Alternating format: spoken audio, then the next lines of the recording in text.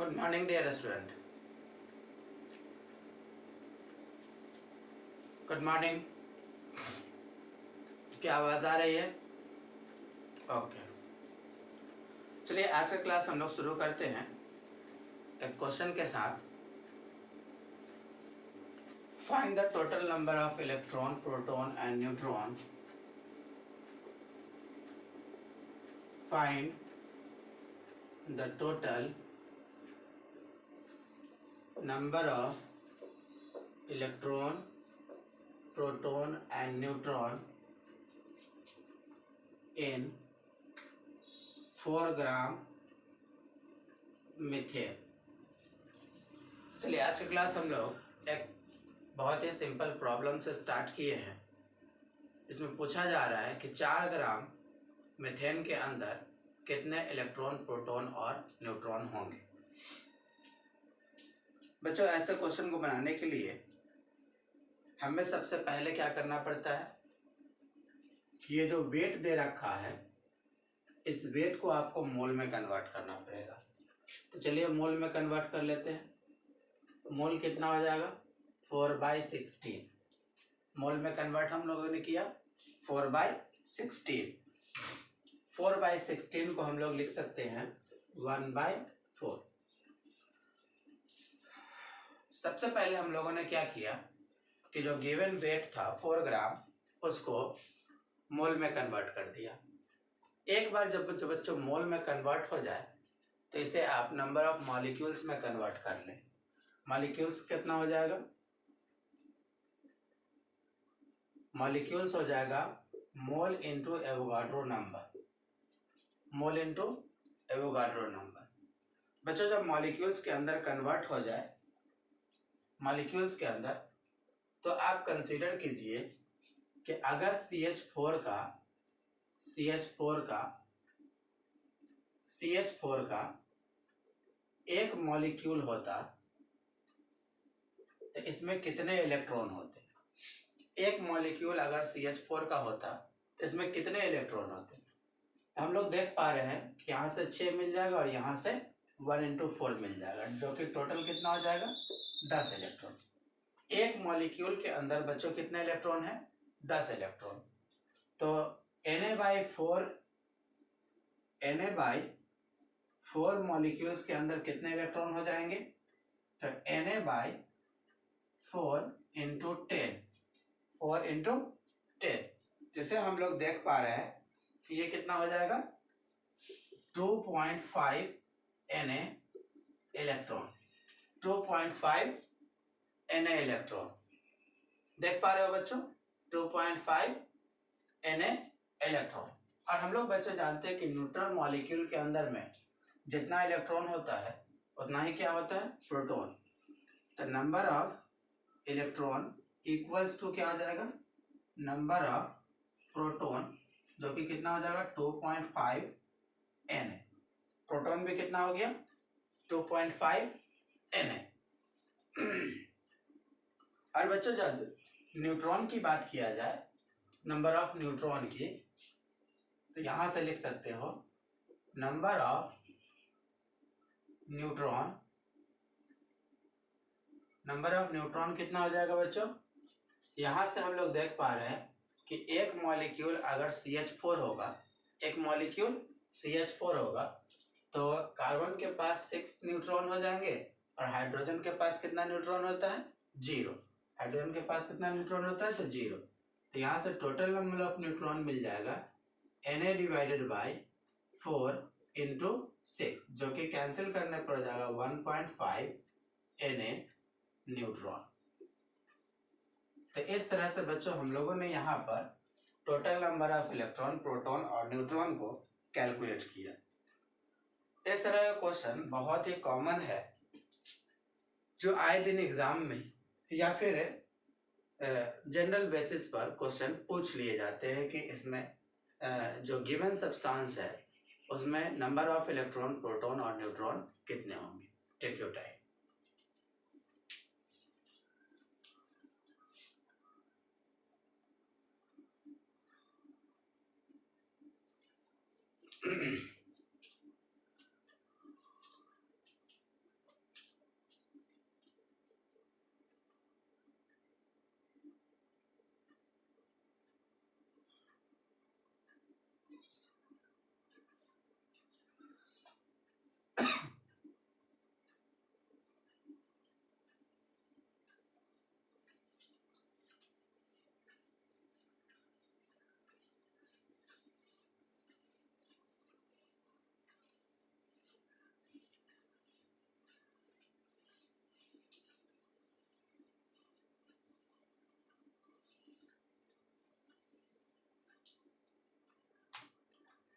चलिए बच्चों, एक बिल्कुल ही सेम प्रॉब्लम फिर से कराते हैं आपके प्रैक्टिस के लिए। Find the total number of electrons, protons and neutrons present in 22.5 gram 22.5 gram of glucose.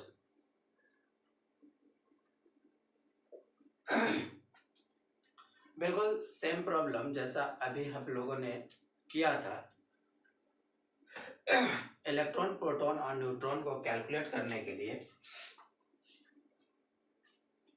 एक बार फिर से उसी तरह का प्रॉब्लम आपको दिया गया है। यहाँ पूछा जा रहा है कि 22.5 ग्राम अगर ग्लूकोज लिया जाए तो इसमें कितने इलेक्ट्रॉन, प्रोटॉन और न्यूट्रॉन होंगे। तो सबसे पहले बच्चों ग्लूकोज का फॉर्मूला लिख लो, C6H12O6। ये हमारा रेफरेंस हो जाएगा। इससे हम लोग इलेक्ट्रॉन, प्रोटॉन और न्यूट्रॉन गिनने की कोशिश करेंगे। सबसे पहले क्या करो कि ग्लूकोज जो 22.5 ग्राम दिया गया है इसको आप मोल में कन्वर्ट कर दो। तो मोल कितना हो जाएगा, given weight divided by molecular weight. और इसका मॉलिक्यूलर वेट कितना होता है बच्चों, ये आपको अब याद हो जाना चाहिए। मॉलिक्यूलर वेट होता है 180। तो यहाँ हम 180 से डिवाइड कर लेंगे। 180 से डिवाइड करने पर बच्चों ये आ जाएगा 1/8। कितना हो जाएगा, 1/8। अब आप मोल्स को क्या करो कि मॉलिक्यूल्स के अंदर कन्वर्ट कर दो, मॉलिक्यूल्स के अंदर। तो मॉलिक्यूल्स कितना हो जाएगा बच्चों, मॉलिक्यूल्स हो जाएगा moles into Avogadro number, moles into Avogadro number, जो कि हम लोग लिख सकते हैं Na divided by 8, Na divided by 8। अब आप क्या करो बच्चों कि 1 मोल ग्लूकोज को एज्यूम करो और इसमें पता करो कि कितने इलेक्ट्रॉन है। तो 1 molecule of glucose equals to कितने इलेक्ट्रॉन हो जाएंगे यहाँ पर। तो यहाँ से गिनती करो, 6 इंटू 6, 6 इंटू 6 यहाँ से हो जाएगा, प्लस 1 इंटू 12 और प्लस 8 इंटू 6। कितना हो जाएगा, 8 इंटू 6। तो यहाँ हम लोग देख पा रहे हैं कि ये कितना इलेक्ट्रॉन हो जाएगा, 96 इलेक्ट्रॉन। तो हमें निकालना है Na/8 molecules of glucose equal to Na/8 into 96। तो यहाँ से कैंसिल कर लो, ये हो जाएगा 1 2 equal to 12 Na electron, 12 Na electron. इसी तरह से बच्चों अगर हमें प्रोटॉन निकालना हो तो लिख सकते हैं कि number of electron equals to number of proton equals to 12 Na। कितना प्रोटॉन हो जाएगा बच्चों, 12 Na। और यदि हमें न्यूट्रॉन निकालना हो, नंबर ऑफ न्यूट्रॉन, तो न्यूट्रॉन में क्या हो जाएगा कि यहाँ से हमें मिल जाएगा कितना इलेक्ट्रॉन, न्यूट्रॉन। एक कार्बन के अंदर में 6 और हाइड्रोजन में नहीं होगा, और यहाँ से 8। तो यहाँ से हमें मिल जाएगा 12 6 36 और 8 6 48, 36 और 48 हो जाएगा, 36 और 48,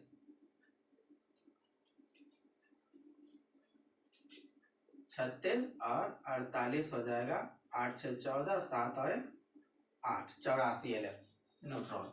यहाँ हम लिख सकते हैं Na divided by 8 into 84, Na divided by 8 into 84, जो कि हो जाएगा 10.5 Na न्यूट्रॉन। यहाँ से आप बिल्कुल प्रीवियस क्वेश्चन जैसा इसको सॉल्व कर सकते हो। ओके,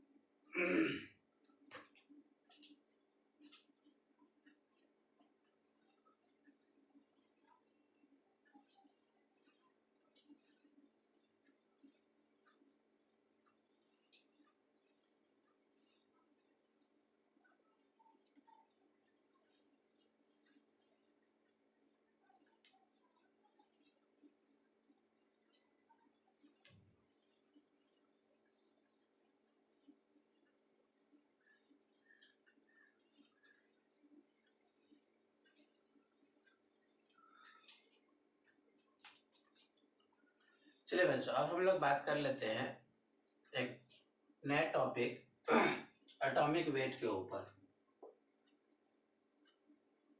एटॉमिक वेट, यह हमारा टॉपिक होगा एटॉमिक वेट। बच्चों एटॉमिक वेट क्या होता है? एटॉमिक वेट क्या होता है इसे हम लोगों ने कैलकुलेट करना है, ठीक है। एटॉमिक वेट को कैलकुलेट करना है। तो बच्चों जो एटॉमिक वेट होता है इसे हम लोग दो तरह से डिफाइन करते हैं। ग्राम एटॉमिक वेट और एक होता है AMU, ग्राम एटॉमिक वेट और AMU, ग्राम एटॉमिक वेट और AMU। ग्राम एटॉमिक वेट और AMU क्या होता है बच्चों? तो जब हमें एक मोल एटम का वेट अगर डिफाइन करना हो, एक मोल एटम का वेट डिफाइन करना हो, तो हम लोग ग्राम एटॉमिक वेट में बात करते हैं, ग्राम एटॉमिक वेट में बात करते हैं।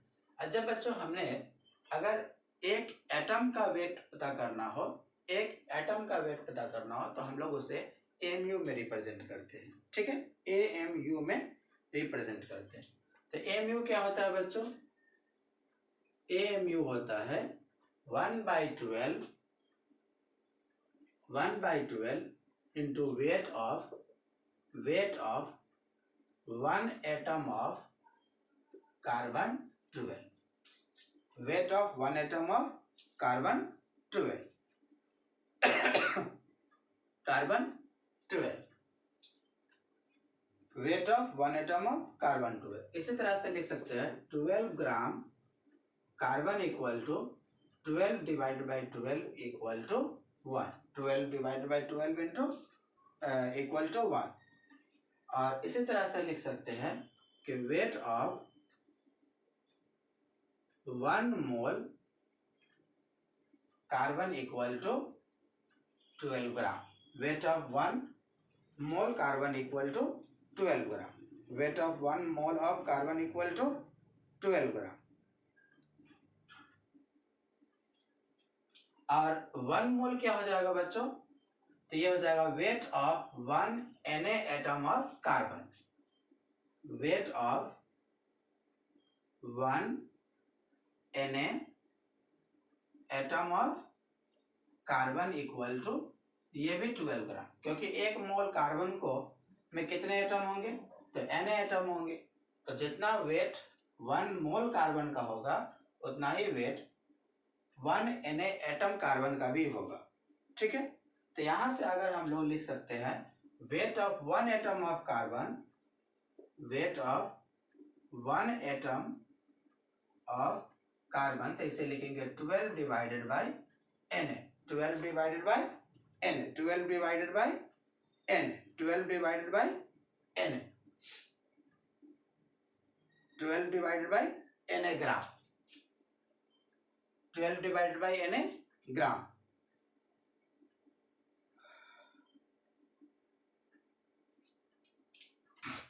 इस बात को उठा करके बच्चों यहां पर रखा जाए। Wait of 1 carbon atom, wait of 1 carbon atom हमने कितना निकाला? 12 डिवाइडेड बाई N। तो इस तरह से यहाँ पर हम लोग लिख सकते हैं कि जो AMU होगा वो होगा 1/12 into weight of 1 carbon 1 atom of carbon 12, कितना हो जाएगा? 12 बाई Na, 12 बाई Na। यहाँ से 12 कैंसिल हो गया, तो जो AMU है बच्चों उसको हम लोग 1/Na ग्राम लिख सकते हैं। इस तरह से एक रिलेशन मिल गया कि AMU क्या हो जाएगा बच्चों? AMU हो जाएगा 1/Na ग्राम, 1/Na ग्राम 1/Na ग्राम, 1/Na ग्राम। इस तरह से बच्चों अगर हम लोगों के पास कार्बन 12 दे रखा है, क्या दे रखा है बच्चों? कार्बन 12, और यदि 12 ग्राम दे रखा है और 12 AMU दे रखा है, तो बच्चों 12 ग्राम जो होगा वो wait of 1 mole of carbon 12 को दिखा रहा होगा, wait of 1 mole of carbon 12, जबकि 12 mu जो है ये दिखा रहा है wait of 1 atom of carbon 12। ये बात क्लियर होना चाहिए, ये बात क्लियर होना चाहिए कि एक एटम का अगर वेट दे रखा हो बच्चों, तो ये एक एटम का वेट दे रखा हो तो mu में रिप्रेजेंट करेंगे, और यदि एक मोल का वेट दे रखा हो तो उसे ग्राम में रिप्रेजेंट करेंगे। ठीक है,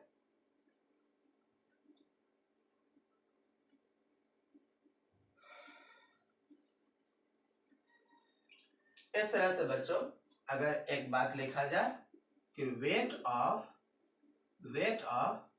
any wait of 1 atom of weight of 1 atom of any element equals to क्या लिखा जाएगा, एटॉमिक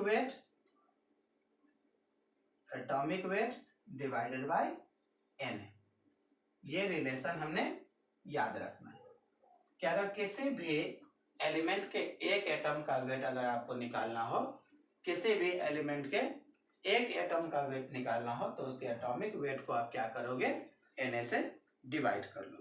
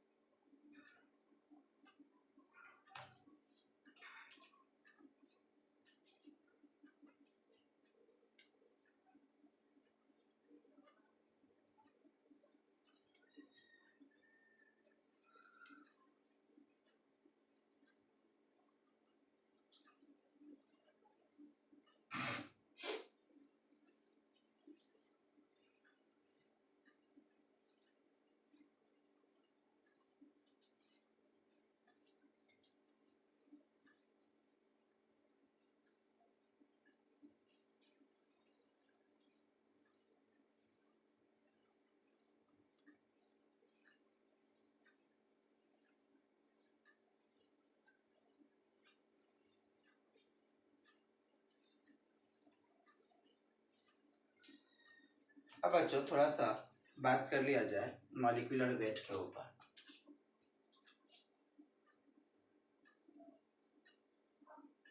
मॉलिक्यूलर वेट ये टॉपिक रहेगा। एटॉमिक वेट के बाद हम लोग सीख लेते हैं मॉलिक्यूलर वेट। जैसे एटॉमिक वेट को डिफाइन किया गया था बच्चों, उसी तरह से मॉलिक्यूलर वेट को भी डिफाइन किया था, ग्राम मॉलिक्यूलर वेट और AMU molecular weight. AMU molecular weight, जब ग्राम मॉलिक्यूलर वेट की बात आएगी बच्चों, तो ये 1 मोल को रिप्रेजेंट कर रहा होगा। किसको रिप्रेजेंट कर रहा होगा, वेट ऑफ 1 मोल मॉलिक्यूल्स। और जब AMU की बात आएगा तो ये रिप्रेजेंट करेगा वेट ऑफ 1 मॉलिक्यूल,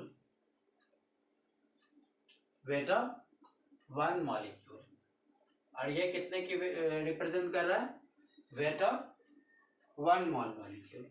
और जो 1 मोल मॉलिक्यूल होगा बच्चों वो Na मॉलिक्यूल ही होगा।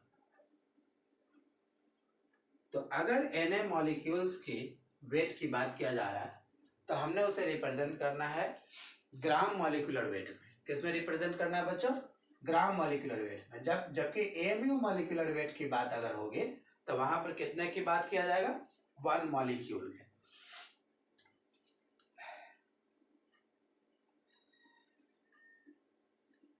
चलिए इसको देखते हुए O2 का एक एग्जांपल लिया जाए। O2 के बारे में अगर O2 32 ग्राम दे रखा है, 32 ग्राम दे रखा है, तो ये हो जाएगा कितना, 1 मोल O2, कितना हो जाएगा, 1 मोल O2। तो इस तरह से हम लोग लिख सकते हैं weight of 1 mole O2 equal to 32 gram. Weight of 1 mole O2 equal to 32 gram. इस तरह से भी लिख सकते हैं कि weight of Na molecules of O2 equal to 32 gram. Na molecules O2 रहेगा तब भी वेट कितना हो जाएगा, 32 ग्राम। अब लिख सकते हैं weight of 1 molecules of O2 equal to 32 divided by Na gram, 32 divided by Na ग्राम।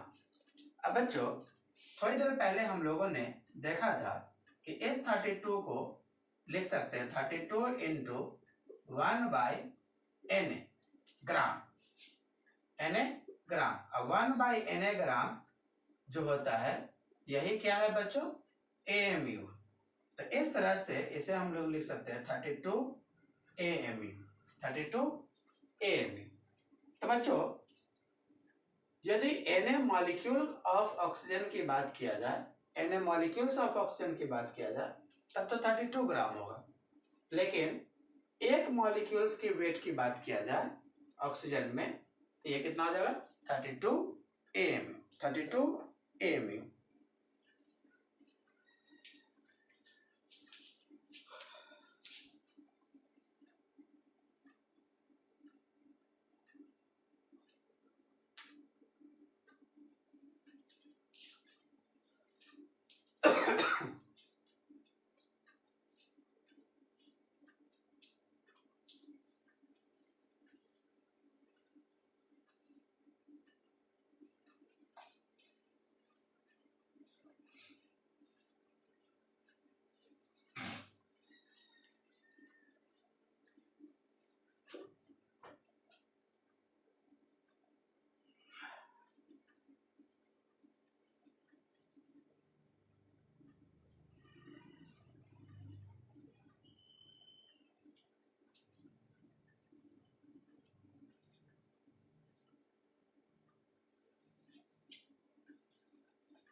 चलिए बच्चों अब एक छोटा सा प्रॉब्लम किया जाए। क्वेश्चन दे रखा है बच्चों, 1 मॉलिक्यूल ऑफ कंपाउंड, क्वेश्चन क्या है, 1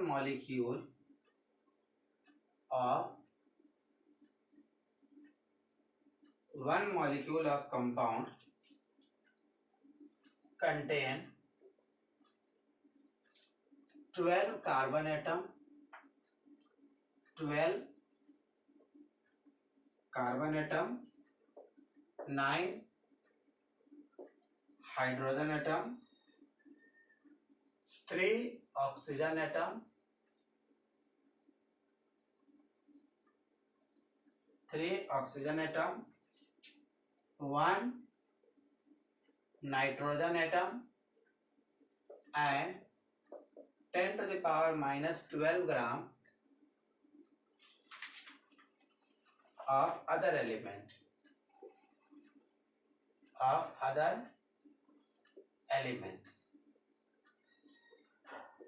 determine the molecular formula,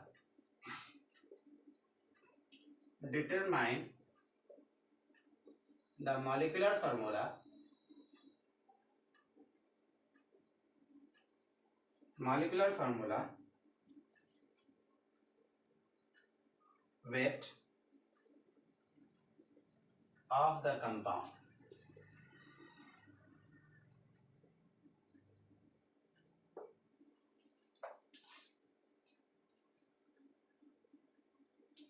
बच्चों ये छोटा सा प्रॉब्लम पूछा गया है कि एक मॉलिक्यूल कंपाउंड है, उसके अंदर में 12 कार्बन एटम है, 9 हाइड्रोजन एटम है, 3 ऑक्सीजन एटम है, 1 नाइट्रोजन एटम है, और 10 टू द पावर माइनस 12 नहीं -22 ग्राम ऑफ अदर एलिमेंट है। इसे फार्मूला वेट में कन्वर्ट करना है, फार्मूला वेट में कन्वर्ट करना है। तो बच्चों यहां से एक फार्मूला बना सकते हैं, C12 H9 O3 1N, और अदर एलिमेंट जो है वो मान लेते हैं कि Z है, मान लेते हैं कि Z है। और बच्चों यहां से 1 मॉलिक्यूल दे रखा है, तो जब इसके एक मॉलिक्यूल की बात किया जाए, एक मॉलिक्यूल की बात किया जाए, तो एक मॉलिक्यूल का वेट जो होता है वो बच्चों किस में रखा जाता है, AMU। किस में रखा जाता है बच्चों, AMU। तो निकालो यहां से 12 into 12 plus 1 into 9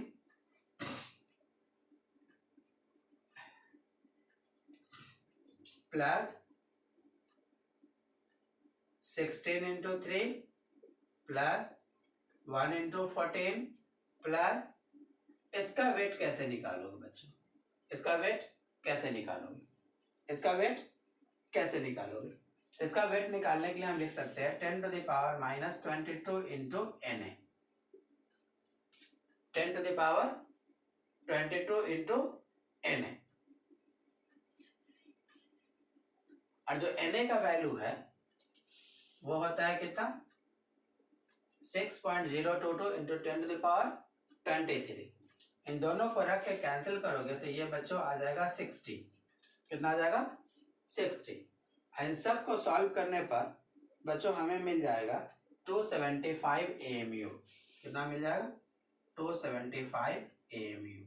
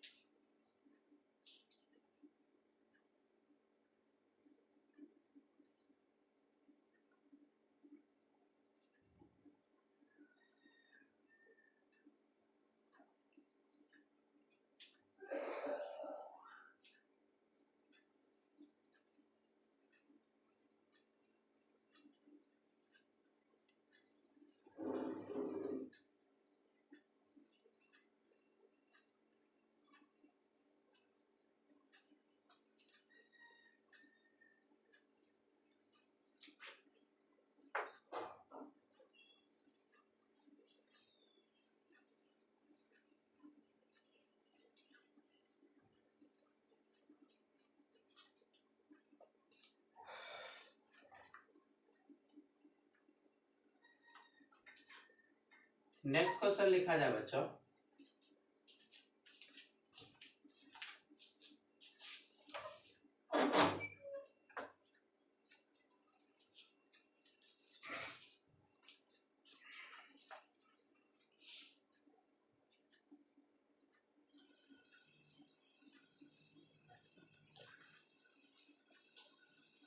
next question लिखा जाए 1 मोल molecule of crystal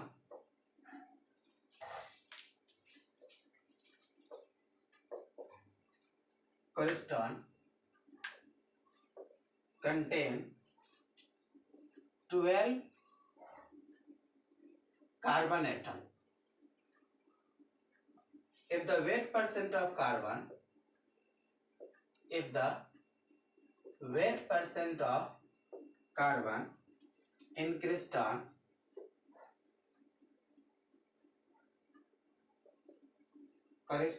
is 32%, then find the molecular weight. Find the molecular weight of crystal. बच्चों एक प्रॉब्लम दिया गया है जिसमें पूछा जा रहा है कि एक मॉलिक्यूल अगर कोलेस्ट्रॉल बच्चों एक हार्मोन है, इससे ज्यादा परेशान होने की जरूरत नहीं है, सपोज लो कोई कंपाउंड है, ठीक है। 1 mole molecule of cholesterol contain 12 carbon atom, और जो वेट परसेंट है पूरे कंपाउंड में कार्बन का वो कितना है 32%। तो इस तरह से हमने क्या करना है, मॉलिक्यूलर वेट निकालना है। क्या निकालना है बच्चों, मॉलिक्यूलर वेट।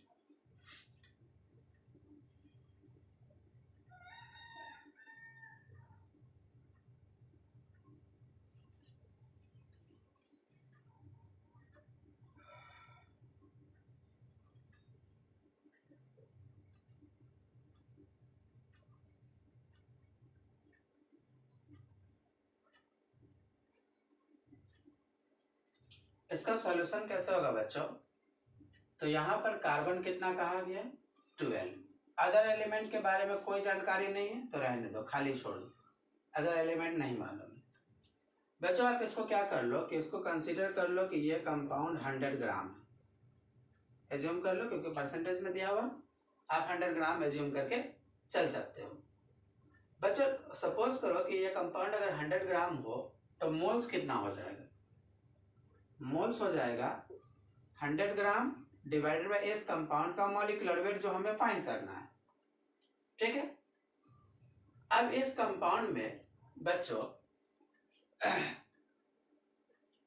कार्बन जो है उसका उतना ही मोल होगा जितना इस कंपाउंड का है, ठीक है।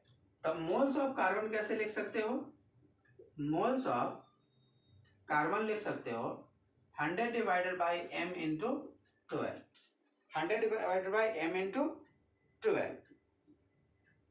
और यदि वेट ऑफ कार्बन निकालना हो, वेट ऑफ कार्बन निकालना हो, वेट ऑफ कार्बन निकालना हो तो मोल्स इंटू 12, तो मोल्स हो जाएगा 100 डिवाइडेड बाई m इंटू 12, तो ये हो गया वेट।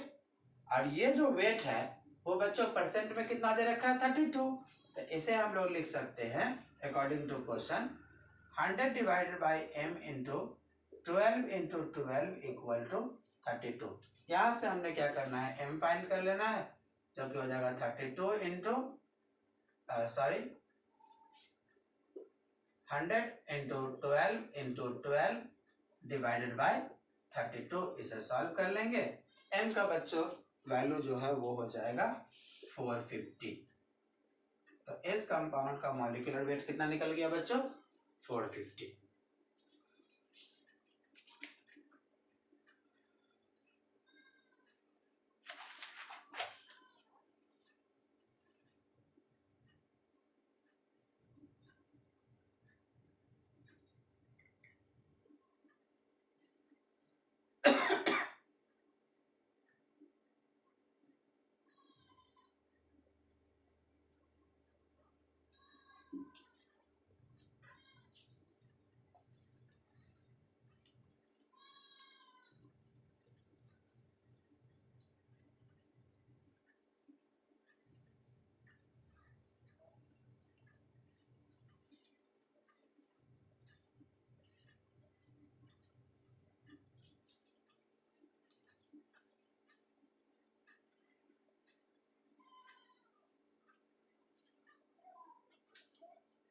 नेक्स्ट क्वेश्चन है बच्चों,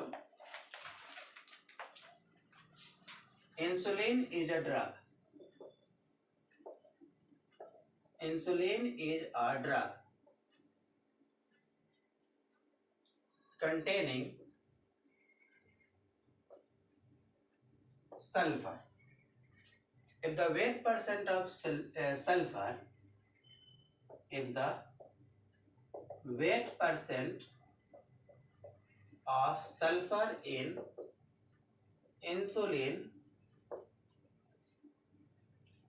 is 3.2, then what is then weight of minimum molecular weight, then weight of minimum molecular weight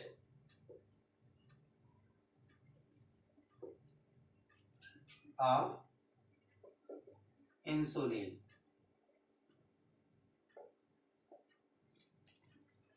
बच्चों यह क्वेश्चन दिया गया है जिसमें कहा गया है कि इंसुलिन एक ड्रग है जिसमें सल्फर है और जो वेट परसेंट है इंसुलिन में सल्फर का वो कितना है 3.2।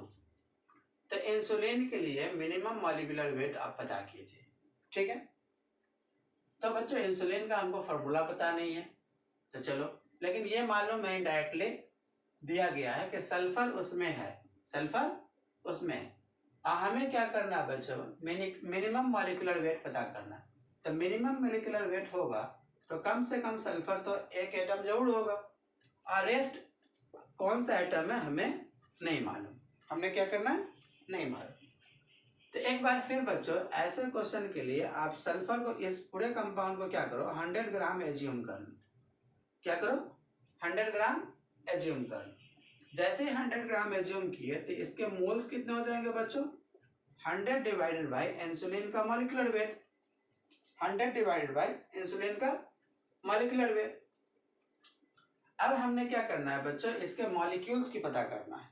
ठीक है, या मोल्स ऑफ सल्फर पता करना है, मोल्स ऑफ सल्फर। तो ये हो जाएगा 100 divided by m into 1, m into 1। और जैसे ही मोल पता कर दिया बच्चों तो इसके वेट को आप पता कर सकते हो। Weight of sulphur equal to 100 divided by m into 1 into 32 equal to 3.2, क्योंकि वेट दे रखा है 3.2। यहाँ से आप कैलकुलेट कर लो m इक्वल टू हो जाएगा 100 इंटू 32 इंटू 1 डिवाइड बाय 3.2। यहाँ से आप m का वैल्यू निकाल सकते हो जो कितना हो जाएगा 1000 AMU। 1000 AMU। ओके,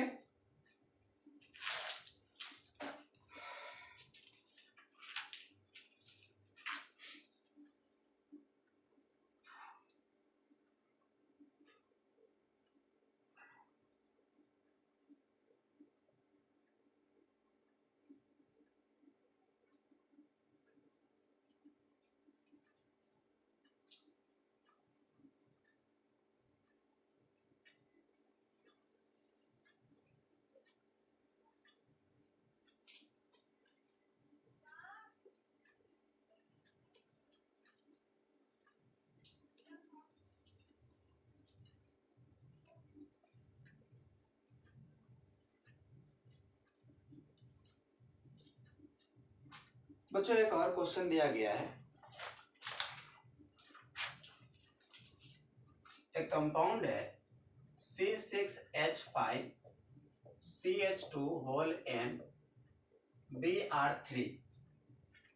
इसके अंदर में मास ऑफ ब्रोमीन जो है वो दे रखा है 10, मास परसेंट ऑफ ब्रोमीन क्या दे रखा है n। पूछा जा रहा है find the value of n। बच्चों ऐसे क्वेश्चन को बनाने के लिए एक बार फिर से ये जो क्वेश्चन है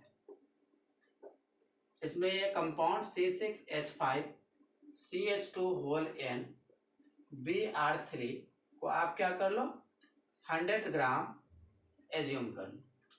जैसे ही आप 100 ग्राम एज्यूम करोगे बच्चों उसके बाद आप इसका मोल्स निकाल लो। तो मोल्स निकालने के लिए हो जाएगा 100 divided by m, 100 divided by m। अब बच्चों आपको क्या करना है मोल्स ऑफ ब्रोमीन निकाल लेना है। क्या करना है क्योंकि परसेंट तो इसी का दे रखा है। तो मोल्स ऑफ ब्रोमीन हो जाएगा मोल्स ऑफ कंपाउंड देखिए 100 डिवाइड बाई m है और इनटू 3, ये हो गया मोल्स ऑफ ब्रोमीन। जैसे ही मोल्स ऑफ ब्रोमीन बच्चों आपको मिल जाए तो अब आप क्या करो कि निकाल लो weight of bromine. Weight of bromine निकालने के लिए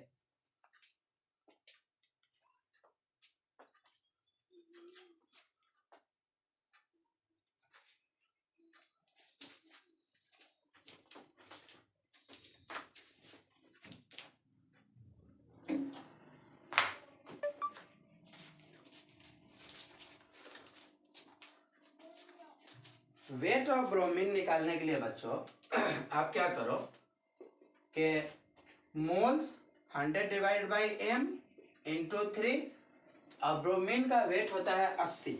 ब्रोमीन का वेट क्या होता है बच्चों 80, इसको मल्टीप्लाई कर लो 80 से, ठीक है। अब ये पूरा वेट जो है वो दे रखा है वेट परसेंट के अकॉर्डिंग कितना 3, तो इसको आप कंसिडर कर लो 100 divide by m into 3 into 80 equal to हो जाएगा कितना 10। इस बार बच्चों पूरे कंपाउंड का मॉलिक्यूलर वेट निकालने को नहीं कहा गया है, क्या निकालने को कहा गया है ये वैल्यू m, तो आप इस m के जगह पर पुट कर लो कितना m के जगह पर पुट कर लो 6 इंटू 12 प्लस 1 इंटू 5 प्लस इसका वेट हो जाएगा बच्चों 14, 1 इंटू 12 प्लस 2 इंटू 1, तो ये हो जाएगा 14n अब प्लस इसके लिए कर सकते हो 80 इंटू 3। इस m के जगह पर ये पूरा वैल्यू रखो, तो 100 divide by 6 into 12 plus 1 into 5 plus 14n plus 80 into 3 equal to कितना हो जाएगा 100 के साथ ये नंबर भी है 3 इंटू 80 इक्वल टू 10। यहाँ से आप n का वैल्यू निकाल लो, n का वैल्यू आ जाएगा ऑलमोस्ट 149, ऑलमोस्ट 149, ठीक है।